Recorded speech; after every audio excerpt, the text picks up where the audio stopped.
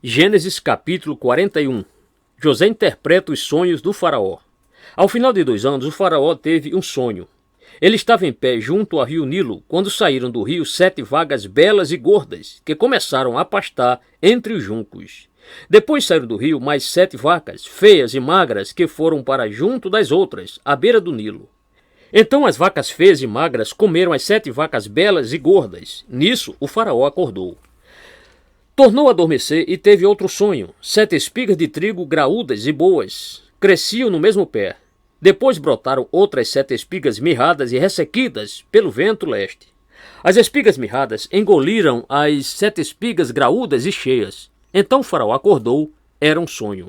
Pela manhã, perturbado, mandou chamar todos os magos e sábios do Egito e lhes contou os sonhos, mas ninguém foi capaz de interpretá-los. Então o chefe dos copeiros disse ao faraó: "Hoje me lembro de minhas faltas." Certa vez o faraó ficou irado com os seus 2 servos e mandou prender-me junto com o chefe dos padeiros na casa do capitão da guarda. Certa noite, cada um de nós teve um sonho e cada sonho tinha uma interpretação. Pois bem, havia lá conosco um jovem hebreu, servo do capitão da guarda. Contamos a ele os nossos sonhos e ele os interpretou, dando a cada um de nós a interpretação do seu próprio sonho.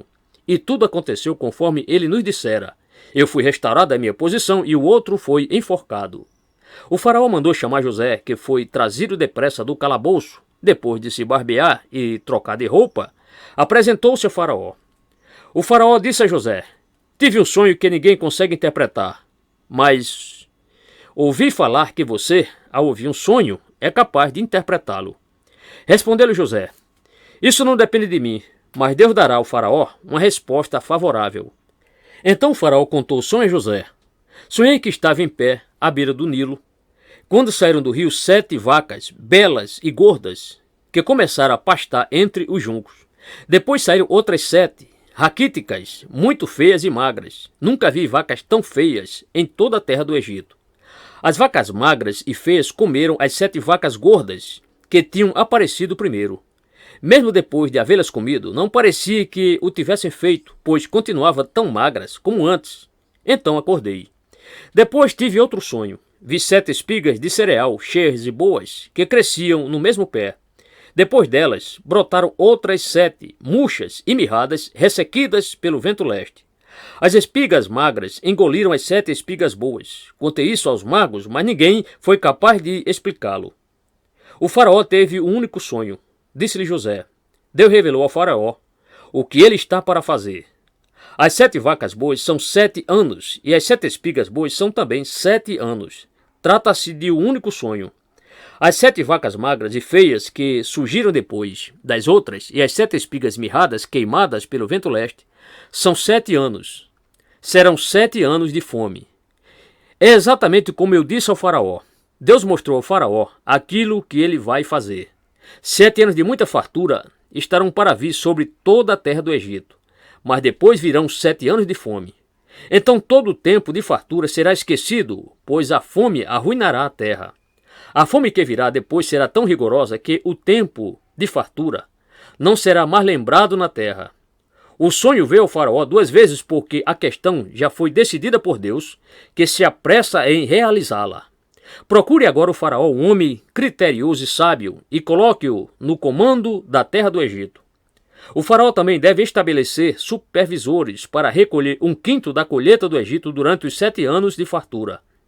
Eles deverão recolher o que puderem nos anos bons que virão e fazer estoques de trigo que, sob o controle do faraó, serão armazenados nas cidades. Esse estoque servirá de reserva para os 7 anos de fome que virão sobre o Egito, para que a terra não seja arrasada pela fome. José no governo do Egito. O plano pareceu bom ao faraó e a todos os seus conselheiros. Por isso o faraó lhes perguntou: "Será que vamos achar alguém como este homem em quem está o Espírito Divino?" Disse, pois, o faraó a José: "Uma vez que Deus lhe revelou todas essas coisas, não há ninguém tão criterioso e sábio como você. Você terá o comando de meu palácio e todo o meu povo se sujeitará às suas ordens. Somente em relação ao trono serei maior que você." E o faraó prosseguiu: "Entrega você agora o comando de toda a terra do Egito." Em seguida o faraó tirou do dedo o seu anel selo e o colocou no dedo de José. Mandou vestir linho fino e o colocou uma corrente de ouro em seu pescoço. Também o fez subir em sua segunda carruagem real, e à frente os arautos iam gritando: Abram caminho! Assim José foi colocado no comando de toda a terra do Egito. Disse ainda o faraó a José: Eu sou o faraó, mas sem a sua palavra ninguém poderá levantar a mão nem o pé em todo o Egito. O faraó deu a José o nome de Zafenate Paneia e lhe deu por mulher Azenate, filha de Potífera, sacerdote de On. Depois José foi inspecionar toda a terra do Egito. José tinha 30 anos de idade quando começou a servir ao faraó, rei do Egito. Ele se ausentou da presença do faraó e foi percorrer todo o Egito. Durante os 7 anos de fartura, a terra teve grande produção. José recolheu todo o excedente dos 7 anos de fartura no Egito e o armazenou nas cidades. Em cada cidade ele armazenava o trigo colhido nas lavouras das redondezas. Assim José estocou muito trigo, como a areia do mar. Tal era a quantidade que ele parou de anotar, porque ia além de toda a medida. Antes dos anos de fome, Azenate, filha de Potífera, sacerdote de On, deu a José 2 filhos. Ao primeiro, José deu o nome de Manassés, dizendo: Deus me fez esquecer todo o meu sofrimento e toda a casa de meu pai. Ao segundo filho, chamou Efraim, dizendo: Deus me fez prosperar na terra onde tenho sofrido. Assim chegaram ao fim os 7 anos de fartura no Egito, e começaram os 7 anos de fome, como José tinha predito. Houve fome em todas as terras, mas em todo o Egito havia alimento.